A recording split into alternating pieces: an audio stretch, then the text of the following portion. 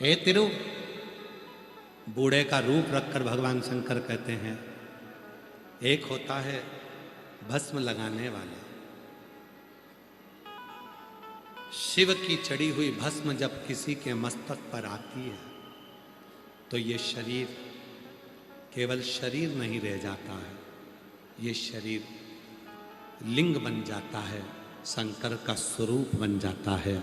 और जब शरीर शिव बन जाता है तो संपूर्ण भाव शिव का होता है। आप देखिएगा जिनके मस्तक पर त्रिपुंड लगा होता है उनके चेहरे को देखोगे तो आपको देखकर लगेगा कि ये शंकर का कोई शिवलिंग है, शंकर का कोई स्वरूप। दूसरा है भस्म का दान।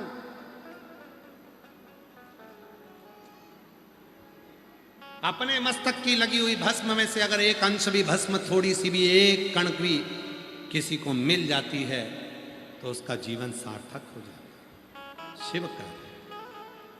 और सुनो तिरु, शिव कहते हैं तीसरे नंबर पर है, भस्म लगे मस्तक पर लगी हुई त्रिपुंड का दर्शन कर लेने पर मनुष्य अपनी 71 पीढ़ी को पार उतार देता है। मात्र दर्शन, मस्तक पर लगे हुए भस्म को दर्शन मात्र से जीव पार उतर जाता है। संशय मिटाना था, शिवजी ने कहा तिरु, तुम कभी भस्म लगाकर जाओगे और उस भस्म का प्रयोग कर कर देखोगे तो तुम्हें मालूम पड़ेगा। आज तिरु ने 5 वर्ष के लड़के ने परीक्षा कर ली, मस्तक पर भस्म का तिलक लगाया। चलते चलते मस्तक पर जब भस्म का तिलक लगा और उसको लगाकर जैसी तिरु गया, सामने एक समुद्र, एक सरोवर दिखा। उस सरोवर में बहुत सारे जीव जंतु थे, उस सरोवर में बहुत सारे कीड़े मकोड़े थे, उस समुद्र में, उस सरोवर में बहुत सारे जीव जंतु पड़े हुए थे। सरोवर में पानी कम था, जीव जंतु ज्यादा थे, जीव जंतु ज्यादा थे, पानी कम था।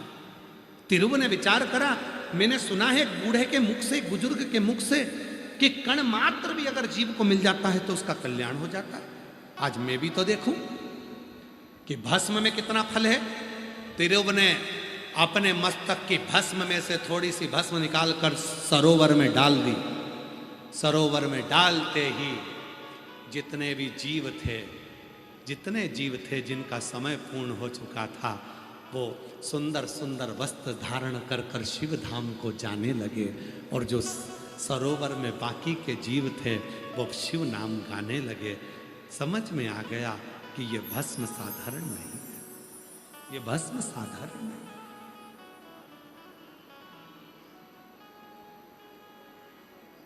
ये भस्म साधारण नहीं है, समझ गया। ये कोई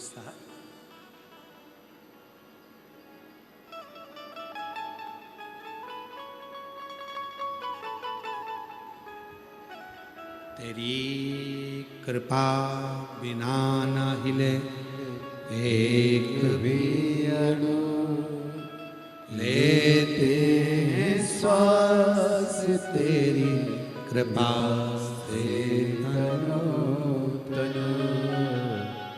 बखान क्या करूं। पुराण की कथा में कभी भी आना तो सोने की चेन पहनकर मत आना, सोने का मंगलसूत्र पहनकर मत आओ, सोना चांदी लेकर शिवपुराण की कथा में मत आओ, महंगा महंगा सामान लेकर शिवपुराण की कथा में मत आओ। क्यों?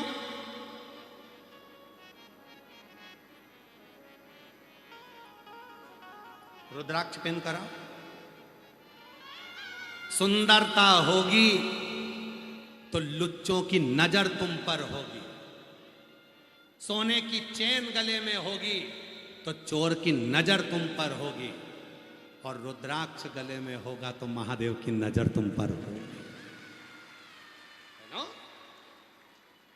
अब तुम पहनकर सोना चांदी आ गए और कथा में बार बार तुम्हारा मन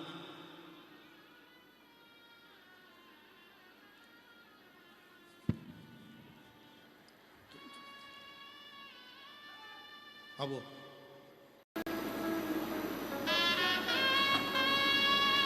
गाड़ी बंगला भी बेटा बेटी को दे दो।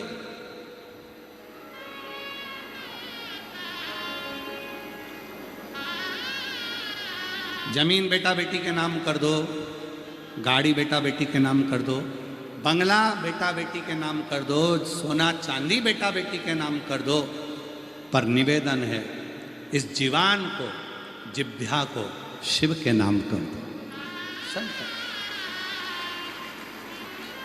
ये जिभ्या, ये जीवान, ये जिभ्या जितना शिव का भजन करेगी, ये जिभ्या जितना शंकर का नाम लेगी, तुम्हारे अंत समय में, तुम्हारे दुख की घड़ी में, तुम्हारी तकलीफ की घड़ी में वो कोई नहीं आएगा, तब ये शिव आकर खड़ा हो।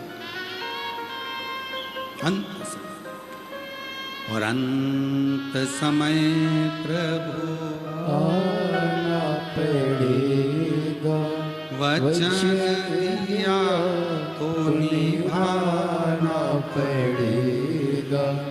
आए ना आए प्रभु कुटुंब कबीला, अंत समय प्रभु आना पड़ेगा। वचन दिया तो निभाना पड़ेगा, अंत समय प्रभु आना पड़ेगा। पानी कितना जरूरी है प्यास लगने पर मालूम पड़ता है। भोजन कितना जरूरी है भूख लगने पर मालूम पड़ता है। और शंकर भगवान को चढ़ाया एक लोटा जल कितना जरूरी है, तुम्हारे ऊपर दुख आने पर पता पड़ता है कि वो एक लोटा जल कितना जरूरी है। एक पत्र है, अच्छा है।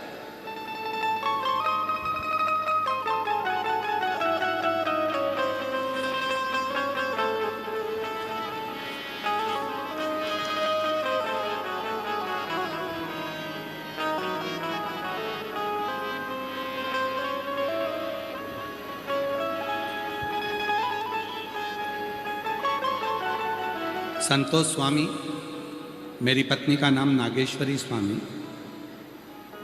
बस कल्याण। मैं संतोष स्वामी, मेरी पत्नी का नाम नागेश्वरी स्वामी, बसवत कल्याण, डिस्ट्रिक्ट बिदर, कर्नाटक की रहवासी हूँ। कहीं बैठी हों तो हाथ हिला सकती हैं। बिदर कर्नाटक से आई हैं। मैं संतोष स्वामी, मेरी पत्नी का नाम नागेश्वरी स्वामी, बस कल्याण, डिस्ट्रिक्ट बिदर, कर्नाटक के रहने वाले हैं। मेरा मोबाइल नंबर ये है। बेटे का फ़ोटो देखिएगा आप। कहीं बैठी हों और अगर बच्चा आया हो साथ में तो लेकर आ सकती हैं। ये बच्चे का फ़ोटो है, 6 साल का बच्चा है।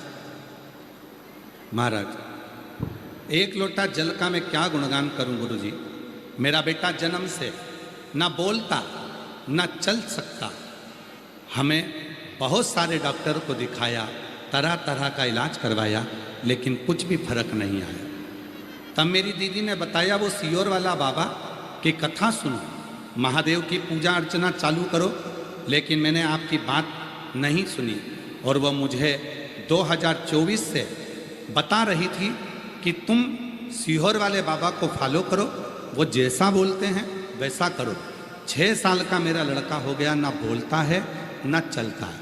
पलंग पर सोया रहता था, हिल भी नहीं पाता था, गंदगी भी पलंग पर करता था।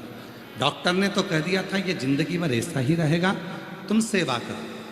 पर मेरी दीदी बोली तू एक बार विश्वास तो कर। हम आपको मानते नहीं थे, हमारे घर के लोग आपको नहीं मानते थे। 2024 में मेरी दीदी नहीं मानी तो वो खुद आ गई, घर पर टीवी चालू करी और हमको कथा सुनाने लगी। फिर भी हमारा मन नहीं लगता था, बच्चे को कथा सुनाने लगी। फिर हमारा धीरे धीरे मन लगना चालू हुआ।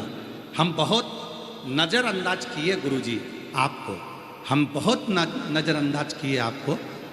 पत्र में देखो क्या लिखती हैं कि हमने बहुत नज़रअंदाज किया आपको।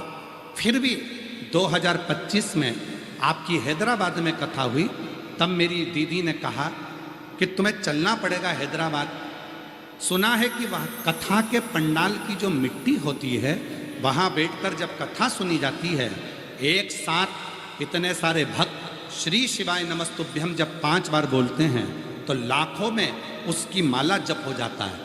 और माला जपने के बाद में जैसे ही महाराज चुप होते हैं, तुम भी चुप हो जाना और अपने मन से इस बच्चे की प्रार्थना करना। जब वो 5 बार मंत्र जपते हैं तो लाखों लोग एक साथ में मंत्र जपते हैं, तो वो मंत्र उसी समय पर सिद्ध हो जाता है और जो मांगो वो मिल जाता है। मेरी दीदी ने जैसा कहा, हम हमारे बच्चे को लेकर हैदराबाद की कथा में पत्नी और दीदी कथा सुनने के लिए पहुंच गए। तब महादेव की पूजा अर्चना चालू की। आपके कहने से रोज गुरुदेव 1 लोटा जल चढ़ाना प्रारंभ करा, मंदिर में झाड़ू पोछा लगाना चालू किया। फिर एक दिन सीहोर जाने का मन किया और सीहोर के लिए रवाना हुए। वहाँ दीदी कहती थी कि सीहोर वाला बाबा सीहोर में कम मिलता है, पर हमने भोलेनाथ जी को जल इसलिए चढ़ाया था कि जब हम सीहोर जाएं तो सीहोर वाला बाबा मिल जाए। गुरुजी, वहाँ आपके दर्शन हुए। आपने मेरे बेटे को हाथ पकड़कर देखा तो मेरा बेटा जमीन पर सोया था, चल नहीं रहा था। मेरे बेटे को आपने खड़ा करा और आपने हाथ से खड़ा करा, फिर भी मेरा बेटा चल नहीं पाया। तब आपने हमसे कहा, चिंता मत करना, कंकर शंकर की भूमि से कंकर लेकर चली जा और रुद्राक्ष लेकर चली जा। एक दिन कथा के पंडाल में तेरा बेटा चलकर आएगा। आज मेरा बेटा चलकर आया है, मैं बाबा को प्रणाम करने के लिए आया। गुरुजी, आपकी कृपा से आपने बोला था कि ये बच्चा चलने लगेगा और हम सीहोर से रुद्राक्ष लाए और कंकर लिए आए। रोज वो रुद्राक्ष का जल महादेव को चढ़ाने लगे, थोड़ा सा जल लाके बेटे को लगाने लगे। आपको बताते हुए बहुत खुशी हो रही है गुरुदेव कि मेरा बेटा 6 साल से जो चलता नहीं था और आज वो चलने लगा है और आप की और महादेव की कृपा से वो बोलने भी लगा है। यही प्रार्थना लेकर हम बाबा को नमन करने के लिए आए हैं। ये मेरे बेटे का फोटो है, बेटे का फोटो देख सकते हैं। अगर आए हों तो अपने बेटे को लेकर आ सकते हैं। और जो जैसी भावना लाया वो वैसा ही फल पाया, नहीं खाली उसे लौटाया, वो मन ही मन हर्षाया, और कर दिया माला माल काशी वाले ने, लुटा दिया भंडार काशी वाले ने। आप किस भाव से आए हो? क्या प्रार्थना करने आए हो? क्या निवेदन करने आए हो? आप शिव से क्या बोलने आए हो? अगर मेरे भोले बाबा को आपको नहीं देना होता तो आपको बुलाता ही नहीं।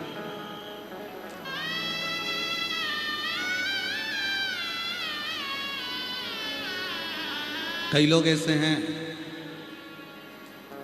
जो तैयार होकर बैठे थे कि हम कथा में जाएंगे,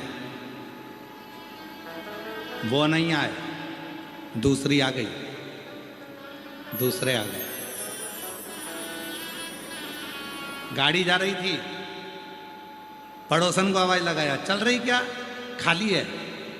क्यों? तुम तो कह रही थी गाड़ी भरी हुई है। हाँ।